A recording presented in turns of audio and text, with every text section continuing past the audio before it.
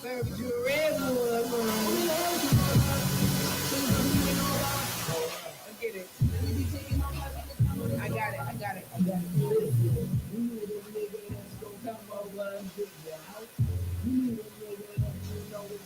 Run his mouth. There's all the people silently singing it. You dig it up, put it in your mouth. Put it in your mouth. Y'all ain't hear this part. You nasty, oh. You nasty.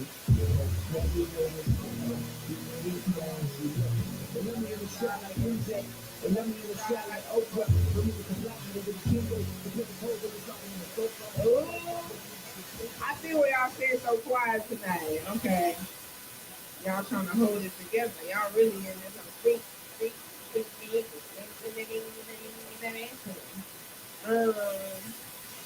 you're looking for ball head whole hours, just you might be able to stay the rest of the night. You know, after the poetry show, it's the after party. But if you know anything about artists, you're sensitive about our shit. All right, anyway. Sorry, Marty. So we're about to get back into the show, y'all. Welcome back to Right About Now. We have a lovely teacher for the evening. We ran Vasquez in the building. Y'all make some noise. Yeah. What's up? I don't know what's going on tonight, but shout out to all the ladies and variations of dream this evening. I don't know who sent out an email, but thank you. We're about to get back into the show. Y'all remember that thing I told you on the stage? Okay, cool. But before we get into that, I do want to give y'all a little reflection because make sure you support the artists that come on stage. At any point you hear something you like, please let the artists know. Artists, please do not forget to plug yourself, but also let's be respectful of each other's time whenever you are on this stage. Please, y'all want to make sure everybody has an opportunity to hit the mic, but also we get to hear our one.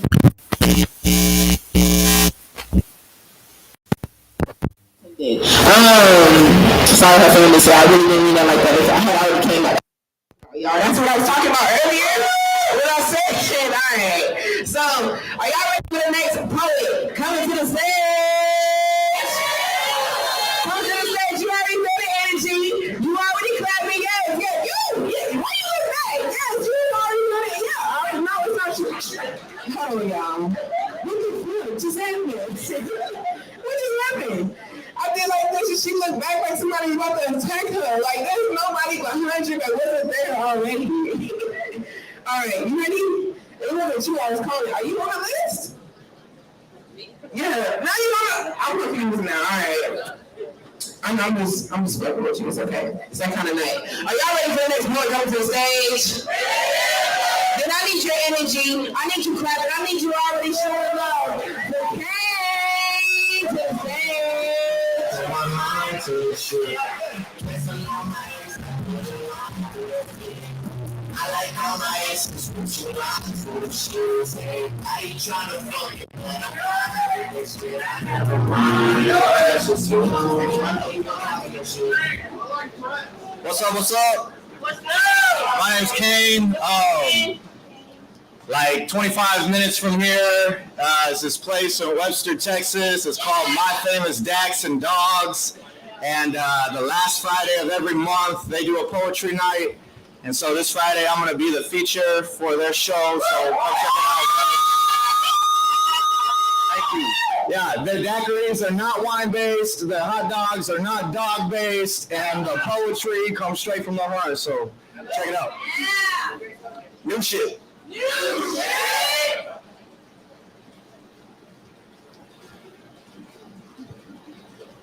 When the door closes, the apartment looks like a cemetery. A shelf for souvenirs. These things, they used to hold life. They were a part of something living, but if it was ever a living room, it was a life alive with lies, but lies are still breathing, and breathing never lies, and the living room furniture is still, and it is definitely not breathing. The couch is caved in.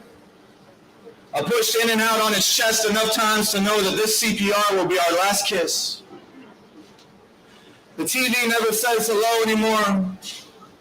This lost voice, a black hole portrait on my wall, but I guess it's the mirror I've always wanted.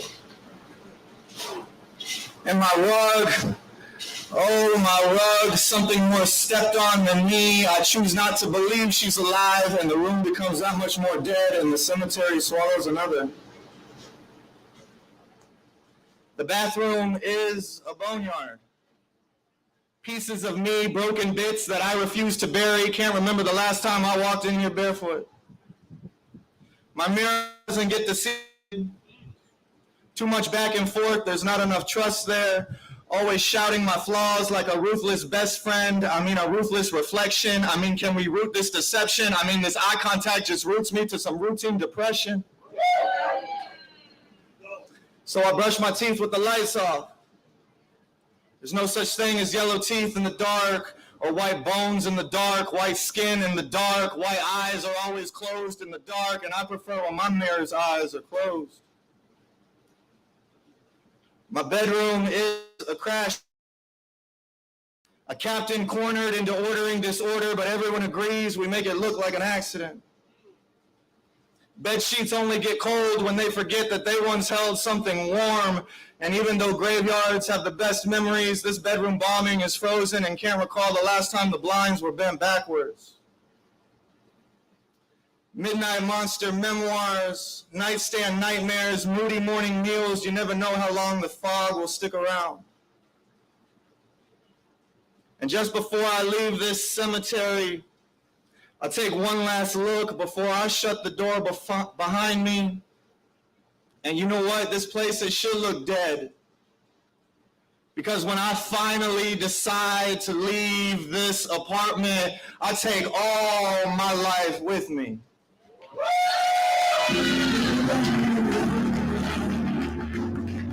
Y'all make some noise for the name, man. Keep clapping for the next poet. You already feel the energy. You already showing love for Carlos Salazar to the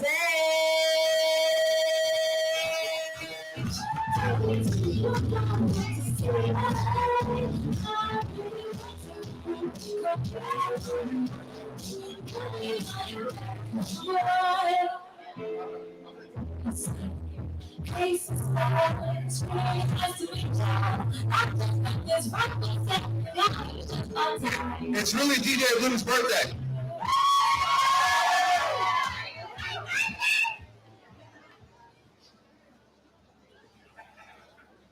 I knew a girl once who asked me why I like to drink so much, and my heart skipped a beat. You see, I know we all have flaws, but I've always felt like mine are written across my face, or maybe yours, or hers, or theirs, or locked away in boxes and diaries, kept in quiet corners where no one's ever invited in. But that's not the way I'm wired.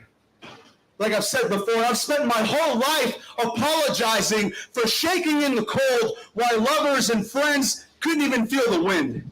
For bleeding out of paper cuts because my heart was clutched too tightly to my sleeve. And you see, I didn't know if she wanted a real answer to her question about why I like to drink so much, or if we were just having another one of those quiet conversations in which we ask each other all the right questions so that we don't have to know a thing about each other's fears. You see, my life's an open book, but not everyone likes to read. And no one's taken the time just yet to make me into a film. So what you see is not even close to what you'd get if you'd hold me in your hands and warmly, like a book, turn the page by page by page by page by page and allow your fingers to get comfortable in the crooks of my spine. Nothing on earth could ever tell you more about me than the soft braille of your touch on my skin. But I don't know what kind of unhinged answer that would have been to her question about why I like to drink so much. So I lightly shrugged my shoulders instead of saying I have never once failed to forget my insecurities or my dread for the dark with whiskey on my lips. You see, at all times I think of all that was, all that is, and all that ever could be. And while some people are impressed with such a finely tuned memory, my days are an ocean of intrusive thoughts. And when my back is against the rocks, it can be so exhausting finding a reason to fight the tide. But I don't know what kind of answer that would have been to her question about why I like to drink so much. Maybe I should have been honest. Maybe I should have said, because I have lost so much. But I've thought about it a lot. And what a shame I didn't tell her that I do love the taste of whiskey, but how I didn't crave it at all in those moments when her lips met mine and she poured her laughter into my mouth. Or how I didn't crave it at all for those 62 seconds our feet walked side by side, our steps in sync, and our fingers clenched in each other's hands. What a shame. But what a wasteful use of breath that would have been. Because I know that some people just need to be missed and written about, and I've done far too much of that. I want to be written too, and I don't mean also, I mean letters and notes, and not just the kind that you find on paper, but the kind that you find in the every little day corners of your life that read, I miss you, and I was thinking of you. And like I've said before, in a universe where for every grain of sand on earth, there are over 10,000 stars out there in the void, I'm so glad that I've met you, because the odds have been since birth stacked against us. And I'm not looking for anyone or anything to save me, because I know that every man is responsible for his own destiny. And although I have heard that we are nothing but shadows and dust, I think often of the friend who asked me, isn't it exhausting to feel everything always and all at once? And I wish that I knew myself half as much then as I do now, so that I could have quoted my most favorite line from my most cherished film. I wish I would have said, the sweet is never as sweet without the sour. You see, I've been alive long enough to know that every great, bright, and beautiful thing will be exposed in truth under the right kind of revealing light for all its ugliness. And I know the days are coming in which I will defeat this deep-rooted infatuation with perpetual loneliness, because like every traveler that has navigated the waters of their own uncharted territories, my eyes are fixed on the night sky, and I believe in my one true north, because I can feel it beating in my chest like waves across the shore. And although I have lost so much, I believe in so much more than just shadows and dust.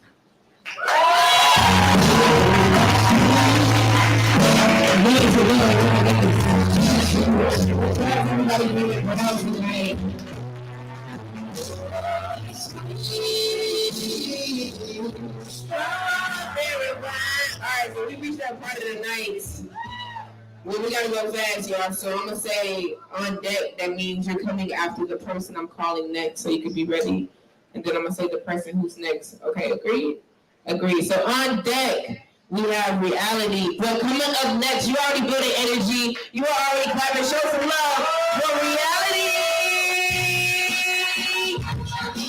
I'll let you up. I'll do it next up. Y'all come to the stage. No. You're on deck. You're on deck. Huh? Yeah. Yeah, you get close. I messed up though. We're gonna do that again. So on deck, we got reality. Coming to the stage, you already building energy. You already clapping. You already showing some love while you forgiving me. Cause now to the stage.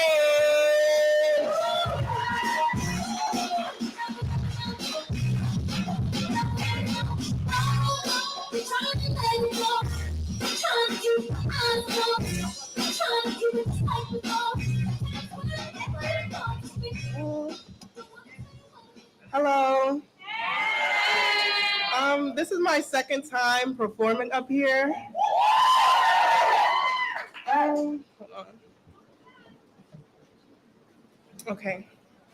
So I don't usually name my poetry, but this one in particular is dedicated to, or this poem is inspired by the Black boys that I've loved the most. Black man, you are enough until you start talking about a reality where you are equal to a white man. I'm sorry that atonement signifies everything you truly deserve and everything that's hurt me at the same time. My mind is limited when it comes to imagining what you need. Because even the scholars I look up to that look like you put me first in public. Because the platform for injustice done to them came with the force to coddle the woman's ego to get ahead, but at home they still brought their own women pain.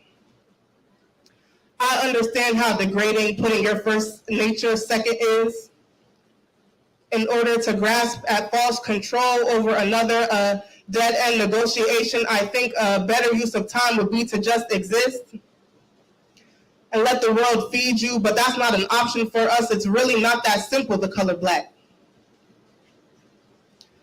I make poetry for the black boys that see the beauty in me. I make poetry for the young black men, the youth who speak out against injustice against my body. I make poetry for the black child who grows up to let me spectate over what it's like to have a father, who lets me live vicariously through my daughter because my being is so sure that is the future that continues to shape who I've become today. Whispering tales to my fears of what real liberation looked like. My kids are going to call somebody daddy without it feeling uncomfortable. They're going to greet a man in the morning, not overthinking how they move through the room. That man is going to look like them. Better yet, that child's reflection in the mirror will remind them of a sunny Friday afternoon. I write to feel love when I look at you, black man.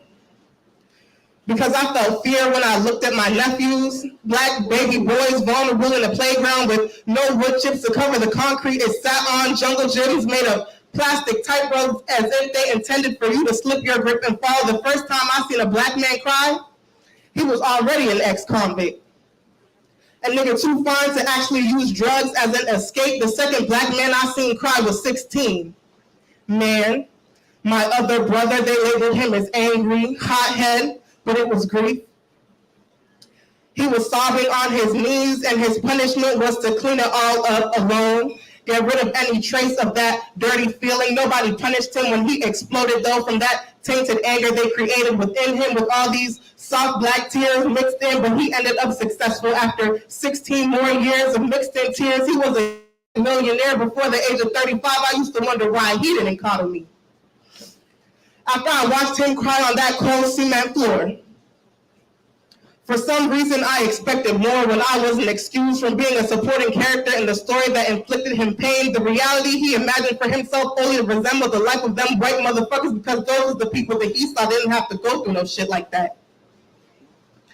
Whatever neglect or pain he brought me, that's what he excused. Because hurting me hurt him too.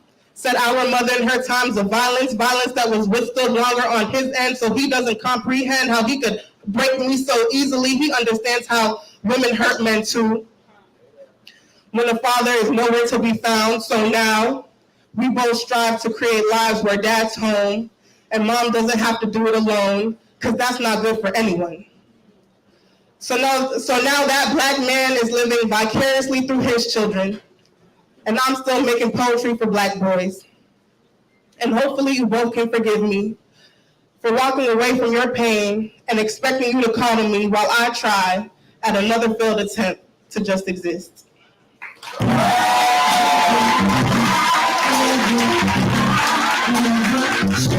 That was beautiful. All right. So, on deck, we have Serena Romero. You already brought the energy for the next artist coming to the stage. You already clapping. Somebody show me some. Y'all get better. Y'all get do better. Make some noise for reality.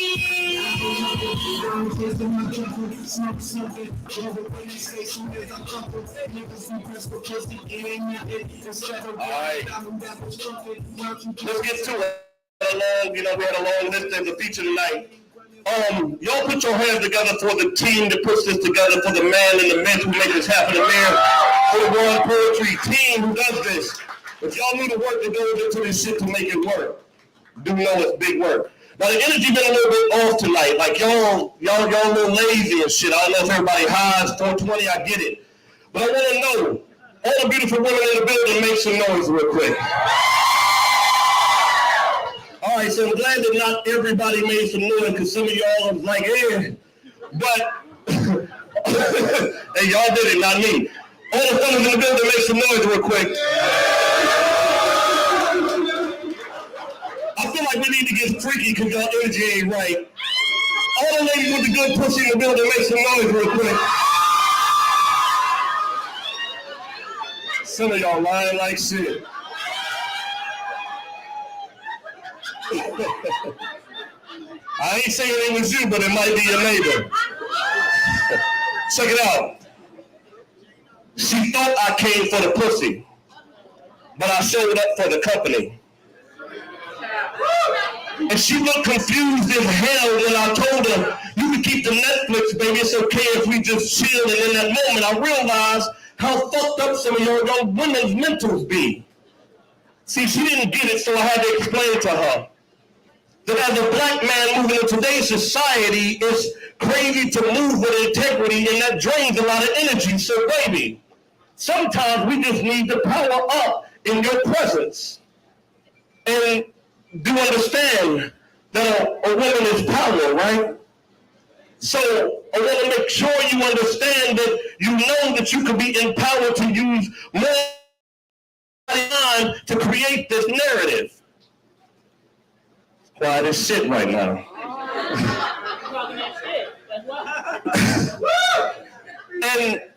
and just know that when we plug in, that we want you to be empowered, like I said, to use your mind and not your body, just control this narrative, especially when the sexiest thing you could do is allow a man to rest his mind in your intellect. Yes, sex is a beautiful thing, but women, know that we don't always come for that. Sometimes we want to have conversations about our adolescent years with our head in your lap, your hands rubbing our back while we listen to slow R&B. And you've been trained to believe that every time a man shows up that sex is what we came for. But what you don't understand is sometimes your presence is all we need. And contrary to belief, your pussy, it ain't the cure to every man's grief, every man's stress that could be solved or lie between your thighs. See, sometimes we want to be immersed in the conversation to the point that our chatter awaits the sunrise, liquid conversations with no expectations, having uncomfortable conversations over adult libations. I want you to place your legs across my lap while I massage your feet and you tell me about your future plans. So I can tell you how I always wanted to be this great nigga and how I fell short of becoming this man. I want us to be able to speak the darkest fears under the dimmest lights. Yes, I brought dick, but don't be surprised if I told you that we ain't fucking tonight. See, it's in these moments I want our minds to align. To a man with a vision for a future, your physical beauty, baby, we could become blind. Because I want to be able to think about what I want from you in the future, other than just how I want to be inside. No ill intention, just conversations of the shit that you had in your past. Learning what you did in the way that makes you move the way that you do. The failures and attempts of love, so I can tell you all the bullshit that I've been through. Explanations of visible scars that left the reminders of your mistakes. Baby, I need to learn your fears and your heartbreaks. I want to tell you stories of when I was broke and the conversations about how I'll never be broke again. See, for a chick with no substance, she'll never understand what it means to have conversations with a woman who has a personality and bring something to the table. How that shit can be so satisfying. Sitting for hours talking about everything and sometimes nothing. Sharing the lowest moments of your life and all the shit that you've gone through. And I want to tell you that, baby, I understand that you've been through it. But when you had that conversation about how you did it, I want to be able to place conversations about your faith and have you laugh when you talk about how you love God. And I would be like, what are we doing? Only win. See, baby, I want to trade funny stories about your childhood and the most embarrassing shit. Your body alone won't satisfy a man who's a sapiosexual, and learning your body becomes the most orgasmic experience. Let me say that again, just so y'all get it. See, your body alone won't satisfy a man who's a sapiosexual. It's learning the one you desire becoming the most orgasmic experience. See, for me, I want to know our most intimate moments are the times that we've never got it in. And I need y'all women to know that your pussy is never enough for a man who desires to be more than just somebody you fucking with, but also your friend. Don't put too much value on that shit.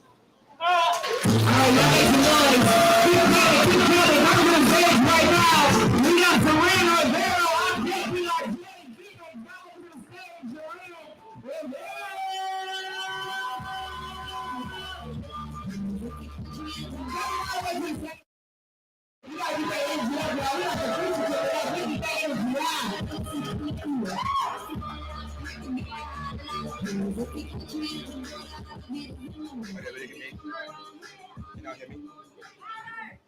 I speak louder? Or can you hear me? Yeah. So speak like that. All right. Okay. So hi, my name is Soren. This is kind of like a celebration of sorts, or kind of like an anniversary of like a memory, or a mistake in that sense. The title is 5 Years and Counting. From a small window in the heart, shattered time and echoes of light, I've learned so much about the strange things you can do with the gift of breath. Talking, whistling, singing, writing, remembering, forgetting. Did you catch that? Or should I say, did that catch you by surprise? Or even, is it more so that I caught a glimpse of what could have been a mother's prized child, gone like the wind before the storm could even hit, wilted into the soil before the root could even become a stem? Sorry, I should stop here. It's too painful to use metaphors to describe what it means to attempt. In the end, it's hard to distinguish time from potential when they both end in what if. I said, what if I wasn't holding on to this porcelain cup filled with lavender coffee, staring at your reflection, your lovely eyes, the same shade of purple as your birthstone? Why are they looking down? Please look up. Please pick up the book. Start writing the poem. Please put down the pills and stop letting go of tomorrow. Think of all the different things those violet eyes can see if you just say yes. Golden leaves, bluebirds, a winter storm in Texas, silver horizons on a January morning after the rain says goodbye to your hometown. The rainbows filling the air even after June ends. His face sleeping next to yours as you wait too long to ask, what is this? And what about all that which you have yet to experience? Your first corporate job, your first set of acrylic nails, health scares, stage fright, poems to be written, a car crash on the eve of Christmas, clenching your teeth while trying to scream when the world fell into silence. From the silence, breath. From the breath, music. From the music, somehow learning to dance even when the people are watching. Your first degree, your first heartbreak, 2 baby rabbits in a box at the end of a relationship. Your 2 future children, not biological, but very much so. Chasing the stars on a December night after remembering how old your parents are and not knowing whether to cry or to laugh. So you did both. As in, you really did that. You really did that, Queen. You slayed, you worked, you won the race against time itself. So much can happen in 5 years. You really overcame your fear, jumped the hurdle, took a match to the wick, and declared victory over the war. A lot can happen in 5 years, but it takes time to build a palace from the dust of a ruined small town home. Don't hold your breath any longer. Say yes to tomorrow. And listener, this is not a request. It is a promise. Like, you know, we know. Oh dear. I made a promise when I woke up 5 years ago on the floor of an emergency room after figuring out that mixing painkillers and chlorhexidine doesn't end in the end, but to be continued. It fills my heart with an unexplainable joy to see that now, in the now, not yesterday, not last year, not 5 years ago, but now, as in the only place I've always dreamed of seeing. Now, I'm using my breath to say that my story will continue and it will not end until I say it ends. And listener, I am still learning how to speak my language, the one that I refused to learn until it was almost too late. The language of love. No, not French, not Spanish, not gifts or time spent together. No, the language of love is the one I speak to myself every day. I look into the mirror, into those eyes, into that face, out of the past. Dear listener, I've moved into the present, and it's all right that I'm still learning, because the best lesson in this world is to realize that my breath, my life is still here, where it was always meant to be.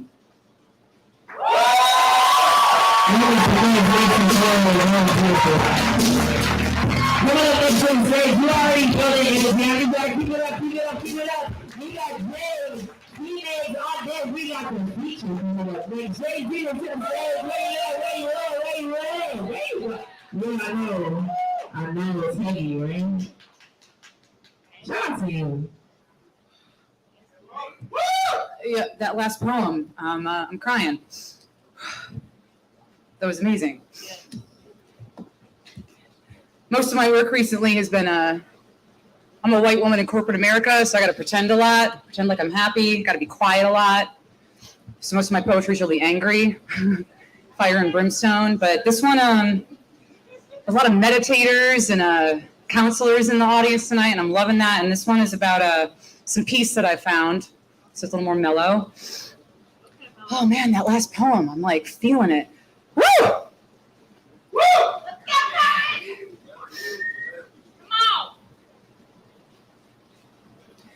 There was a time I was blind. I thought my mind was defined by my past, what's behind. I kept hitting rewind, what a grind, thinking my reality was the causality of the effect I produced inside. Well, that's true. I manifest what's linked between mind and chest. What I think, what I feel, that becomes real. But the past doesn't have to last. We hold the cards. Come on, let's deal. To win the game, we cannot place blame. We must make our ego tame. Fixate on the ace, and you've already won the race. Like an ocean, emotion is energy in motion, a mystical potion and healing lotion. There's magic in the hour that we discover our power. Creators are we, and what's meant to be is what we choose to see. Joy, love, balance, harmony. I am responsible for my own mind, my vibration, and my subsequent reality. And that can be hard when your life has been marred, battle-scarred, you sparred and been cut by shards of glass. Stuck in a rut, the gut is heavy, the levee can only hold for so long. We're fighting against gravity. But superheroes, gods are we. The riddle is in the release. It's there we find our peace. What's up ahead? Does it fill you with dread? If so, you're already dead. Fear is the mind killer. Check your head, especially before bed. Alchemize gold from lead. Become your dreams instead. And believe in the future possibility where harmony charms the breeze from sea to shining sea. I believe in you as I believe in me. Self-love, the single greatest threat to the crumbling patriarchy. All we have to do is see, believe in you, in me, in we, our children, each a spark of the collective divinity. To smite your brother, your sister, your neighbor, the populace our government serves, that is blasphemy. Let love live. Live love and let. Love. Let's live. Never forget, we're all caught in the same net, a web of life connected, the line, a musical chord to the mother, divine. Our song? One love, one life. Let's get together and feel all right. There are those that seek to control and charge a deathly toll based on the color of one's skin. They say there's too much melanin, or the place where you were born, what's between your legs, or who you wish to bed.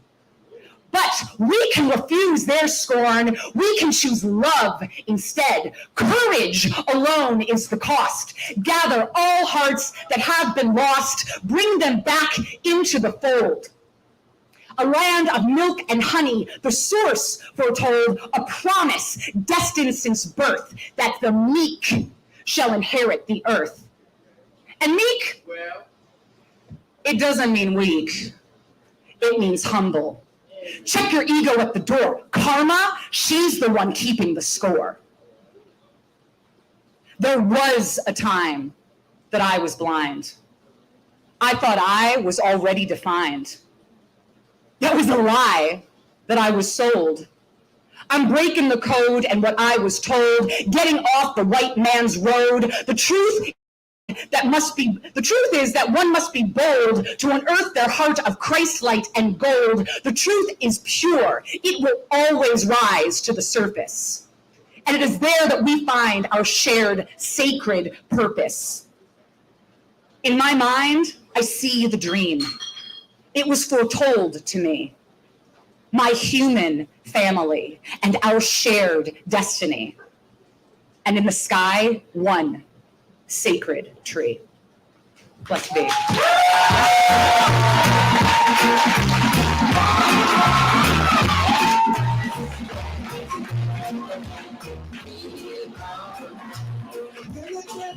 I don't know what you had to drink, but I need one because you look like you just in it, baby. You look swiz. You like, yeah, whatever we say. Yeah, I am. You knew it was you. You knew how you was looking. All right, nah. Somebody say feature. Feature. Say feature. Feature. So coming up to the stage, we got Serena Vasquez. She is a Black poet. Black and Mexican-American poet, journalist, editor, and originally from Houston. She is currently based in Hoboken, New Jersey. Serena's debut chapbook, Take Me to the Water, was released by Blue Books in October 2022. Yes. Also, Serena is a Best of the Net and Pushcart Prize nominated writer whose work can be found in Muzzle and the Oxford American and the Brooklyn Rail, among other things. I want to be like, you not know. So she does have merch in the bag, but without further ado, if at no other point of the night, I need your energy. I need you already clapping for the feature coming to the stage. Your building energy, make some noise for Serena Vasquez.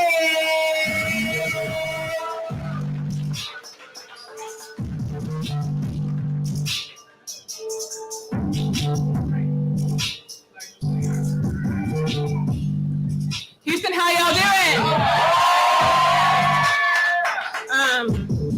I would like to apologize in advance to my father because I'm about to curse a couple times during this set.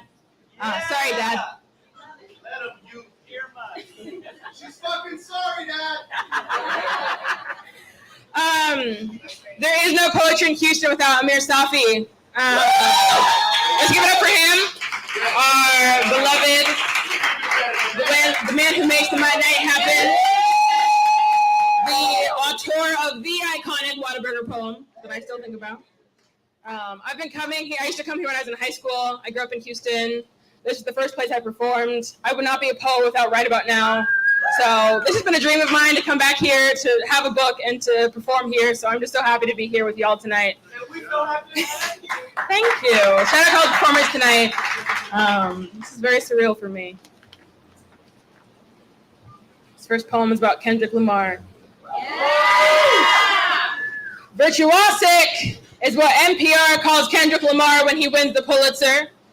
I, in turn, name my grandmother Virtuosic. All the Black boys that went to church with Virtuosic, all the ways we have kept ourselves alive today, genuine, genius, gifted. When Kendrick accepts the Pulitzer, I dance in the streets like the war is over. I forget respectability's name, feast for 14 days, and spit bars for another 7. On this day, I rhyme for the first time in my life. When Kendrick wins the Pulitzer, All my nasty ass Spitfire poems do too. I do not suffer lesser men or white folks who scream nigga into the night or at this concert or on Twitter. I grow 3 times my size, crush Fox News anchors under my heel. I die but live anyway. I am both bitch and humble. I'm not woman but thunder. Less stutter, more alliteration. I consume myself and exude myself and assume myself. I launch my voice like Martin Luther's dream. But Kendrick didn't need no Pulitzer to see me. Didn't need my English degree to diagnose me with real nigga conditions. Didn't need my English professor to note that primitivism is not a moral judgment, to put some respect on our tongues, to look Walt Whitman square in the face and tell him exactly what's in our DNA, and it's multitudes, motherfucker. So when Kendrick asks me if I would die for this, I tell him I already have. When Kendrick asks me who I am loyal to, I tell him my word is my bond, that the only thing that prays for me is my mama and my own poems. And when this dark night passes, because this too shall pass, we will wake in the morning, blacker than ever, and it will be glorious, divine even, and we know it won't last forever, but right here, right now, we're gonna be all right.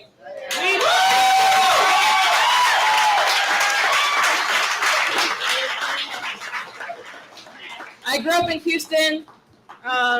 This place made me. I write poems about the environment. It's kind of what I do, about being Black. This one's called The Black Shoals. I wrote it a couple years ago.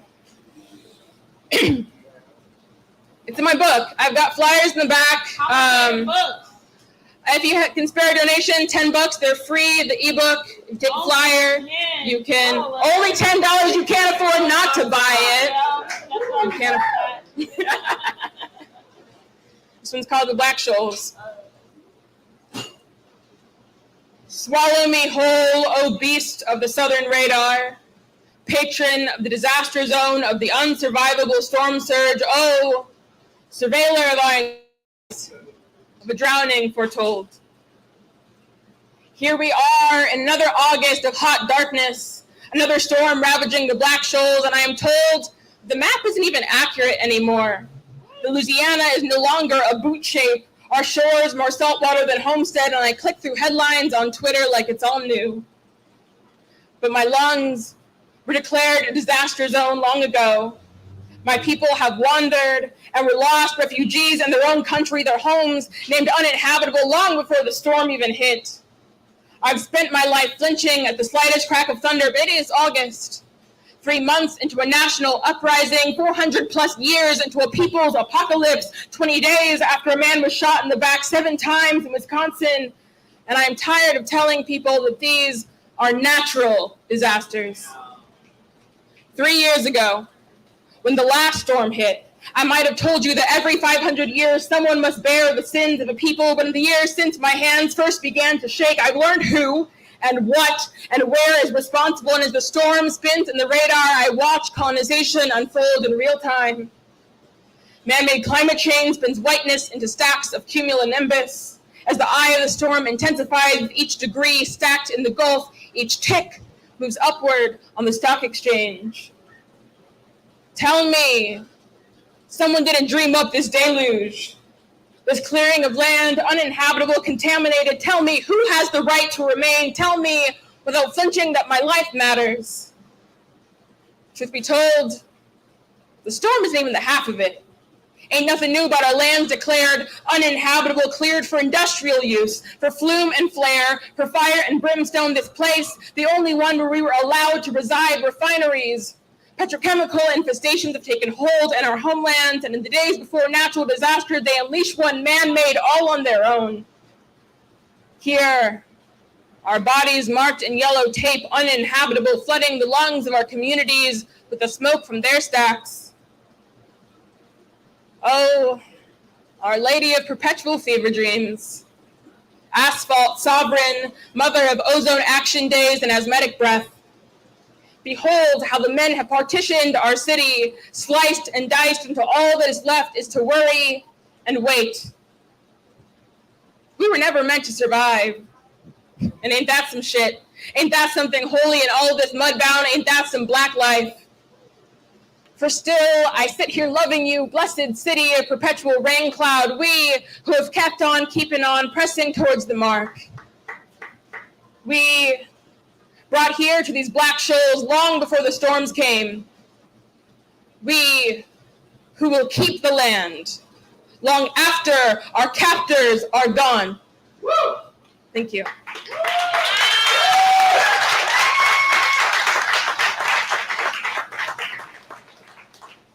Keep an eye on the time. After my parents' bedtime. Shout out to my parents for being here, for being awake. Yeah, And also for making it so that I can write poems. This is so crazy. This is my life. This is an old one that I love and I haven't performed in forever. Old shit. Old shit. Old shit.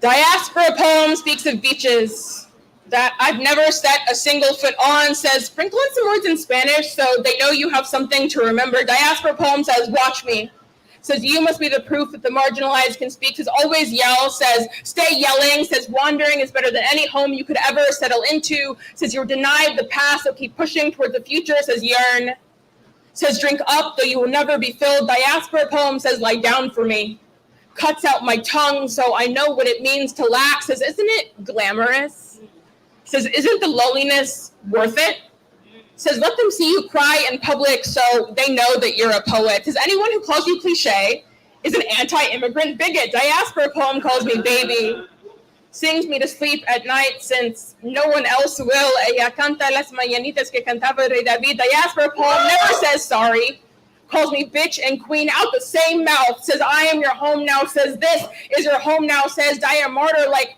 Selena, says you were born for this, but all I can muster is no landscape is forever. I can only stand where my feet are, even when I'm dying of thirst, even when there are too many maps to make sense of, and I can't find the words to find a place that I've ever called home, so I call collect.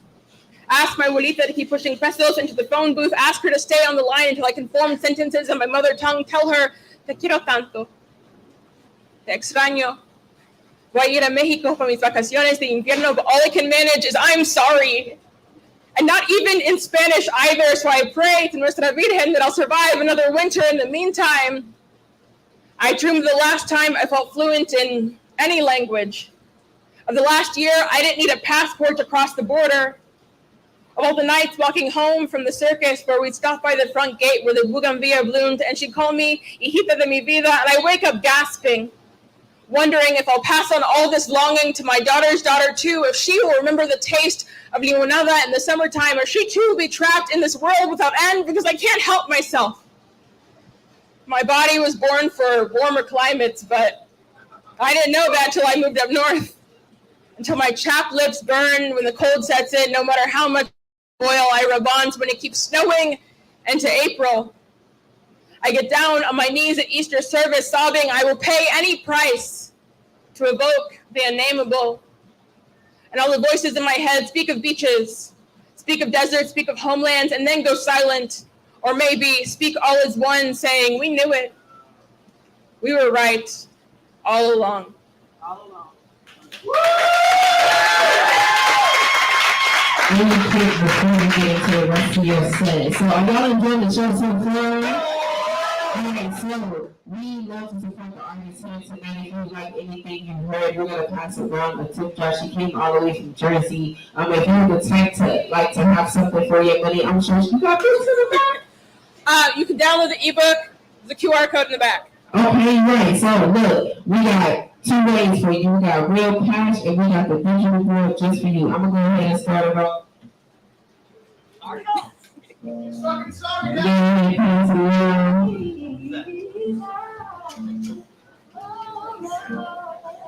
And this is the blind page for those who want to know the visual.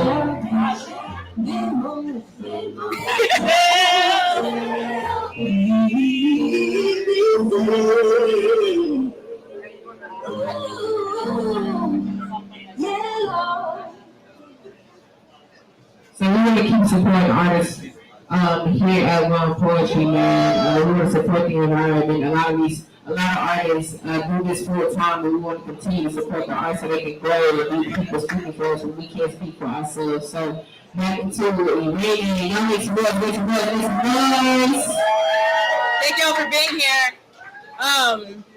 This is a dream I've had since I was 16 years old. Coming here and performing poems from a book that I wrote. That's crazy. That's fucking crazy. Anytime a book gets made, that's crazy. It takes so much work. I edit them. I write them. Information on how you can download my book is in the back. If you grab one of those flyers, there's a QR code. Very easy to find. If you can't figure it out, you can come find me. I can direct you how to find the book. This next poem. I was born in New Orleans. Like many people, I came to Houston after Katrina. I talk about Katrina as kind of my villain origin story, the thing that made me a poet and the thing that made me want to write about the environment. And so this poem is kind of my revenge poem about Katrina. It's called When I Die. Okay. Before rigor mortis sets in, ring my with the oil slick of your overflowing greed, halo my braids with the oysters you drove from the Gulf, rouge my lips with the red tide of the algae blooms, let the skirt shimmer brown and delta blue, let the neckline sink deeper as the coast erodes, lace my Doc Martens one last time. Slink towards my skeletal rapture, my sunken hum, come with me as I repack the canals, catwalk down the dredged wetlands of my discontent, where my body rises from the dirt, because the cemetery has flooded yet again. You will learn that I was once a bride married to amazement, and now spurned. I am coming for blood. Leaving a trail of sewage behind me, you'll know where to find me. You'll know exactly what kind of bitch you mess with, because I will not leave here. Slapping my brother on the back and saying, heck of a job, I will not be bought, won't be relocated or fly away. And if I cannot be saved, I intend to die.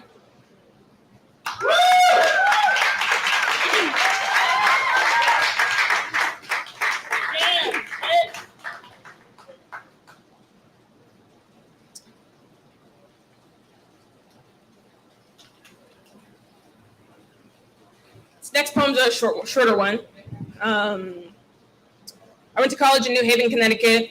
In 2019, there was a unarmed black couple, Stephanie Washington and Paul Witherspoon III, that were shot by the Yale and Hampden police.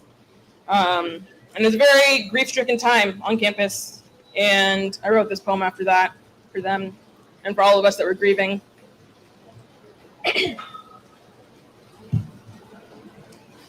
Dearly beloved,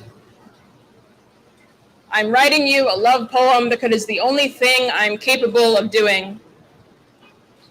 All I've ever asked of the springtime is to bloom again, to remind me that we are beings worthy of resurrection. It is a truth universally acknowledged that love is a trying thing, and is a truth universally contested that Black life matters. I am 24, you are 20-something, and Stephanie Washington was 22.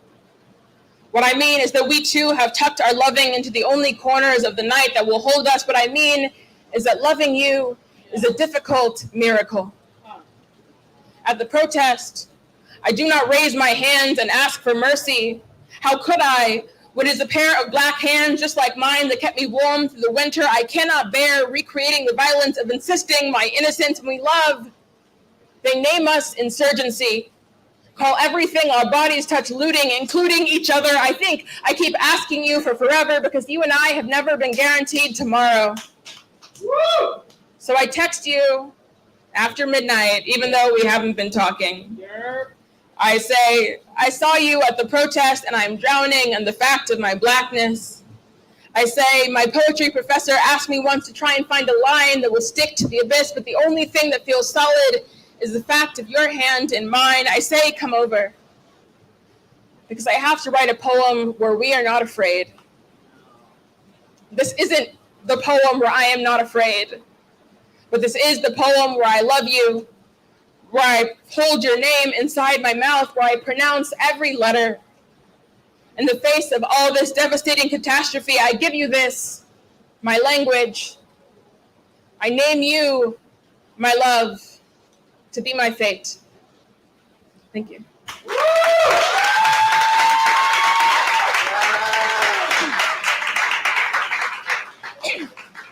have brought my water up here. Got 2 more poems for you, 2 more long ones. This next one is about an ancient man. It's called Atlantico. My hairdresser tells me, los hombres puertorriqueños no sirven para nada, and I do not listen. Press my hair, book a flight, buy a new red lipstick from Walgreens. The first day I see him, I wear my favorite white linen sundress. Accidentally flash a parking lot attendant. At the bar before I meet him, I read poetry.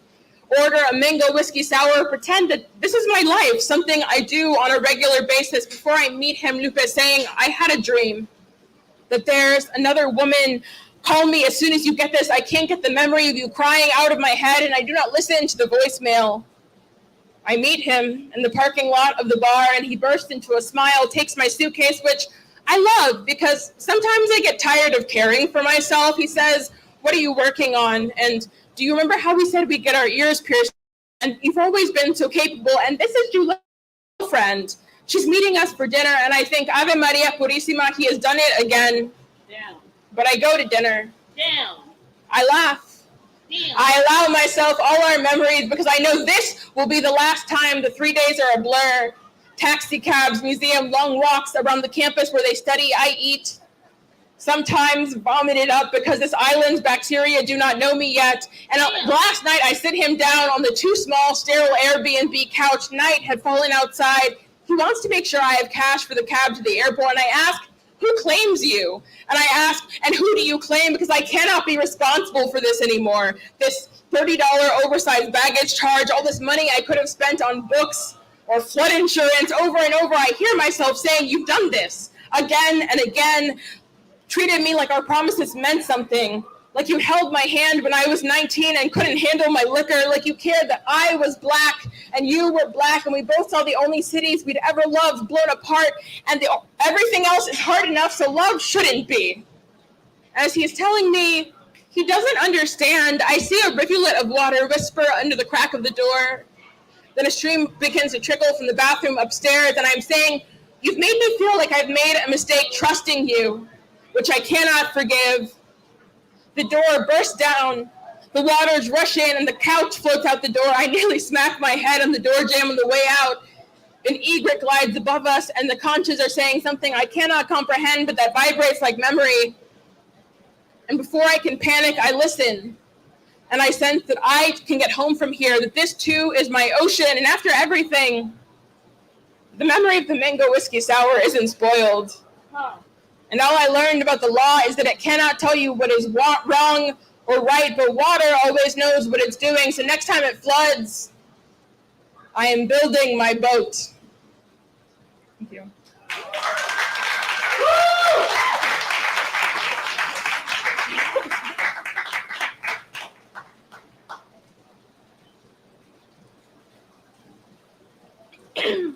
How y'all doing? I got one more poem. I'm gonna drink some more water because it's real dry. Let's get it, let's go. Yes, me. Street Fighter, Dad. Yes, Poppy. This one's called Hot House, or The Taking Back of the Provision Grounds. Okay. It's my favorite one. I don't mean to alarm you, but we are not alone in our bodies. I don't mean to erase your agency, but we are less bodies than botanical gardens, less individuals than a collection of holy sacraments. What I mean is, I recently found out that there are trillions of microorganisms in the gut alone, bacteria, viruses, and fungi, more than the number of human cells in the entire body. I mean, I always had a sneaking suspicion we exceeded this anatomy, sustained by something simpler and perhaps closer to God, something more ancient than knows no name, something passed down more precious than property. So fuck off, Big Pharma. These is ours. We grew them ourselves, or rather made of the body a hothouse, gave them a place to go where they live collectively and rent-free. When I am lonely In this pandemic existence we have begun to call a life, I imagine them all misfrizzled up in my digestive system, on a magic school bus ride, and the twist and turns of my intestine. I hope they laugh up in there and it makes me gassy. I hope they snort like my best friend Maddie. I hope they ring out when they run an argument like Sid. I hope they throw groovy parties up in my gut like Caroline. In other words, I hope they like to boogie, engaging whatever kind of unicellular motion flows through their little bacterial boat. As I write this poem, I imagine them nourished by my late afternoon snack or whatever leftovers I eat standing in my kitchen. And as long as I'm here, anthropomorphizing bacteria that are not aware I have a consciousness, let me just say, our microbiome has done more for us than any president ever has, but just to say, kept us alive on purpose. Dare I say that our bacteria know that race is a fiction, but they too have seen some shit go down in the provision grounds. They've known poison waters that preceded us, and they will be better prepared for whatever future that is to come. When I'm at my lowest, I hear them calling to us, oh, our children of Louisiana silt, Delta babies unbought and unbossed, we wish you mud and muck. From your mothers we were formed, guiding you through your journey back to the earth, to the mud. One day we will return both beyond and because of you. But here in the poem, we can be anything. So we synthesized vitamins and gave you rhythm, broke down simple carbohydrates and sent you moxie. We pushed and pulled you to the beat of our ancestors to give you this, the God body. So when we eat now, we eat sacrament. We live now, we live garden. We fuck and jump and sleep soundly in the night. We are bountiful. We are multiple. We are home. Thank you, Houston. That's